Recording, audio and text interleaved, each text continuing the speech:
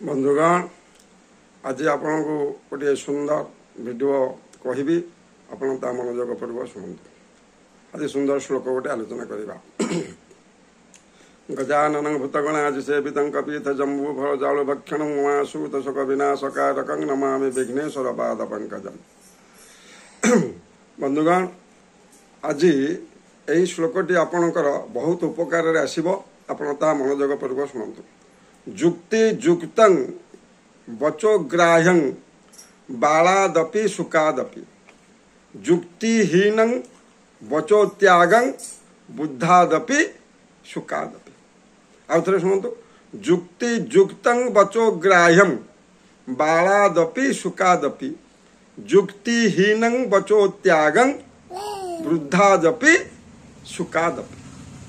ताले कौन यदि जुक्तियुक्त कथाटीए बालकटीए कहूची कि छुआटीए कहूची ताहले आमे ताकू ग्रहण करवा उचित।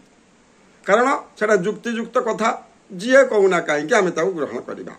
यदि जुक्तिहीन कथाटीए वयस्क वृद्ध लोकटीए कहूची कि छुआटीए कहूची आमे ताकू त्याग करवा।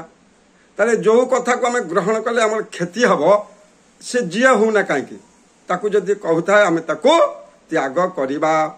तेणु यही श्लोकटी को पाठ करी जदि आमे माने ताकू जीवन क्षेत्र में प्रयोग करती ताहले कौन हम ताले आमे जीवन में आमे उन्नति करि पारिबा।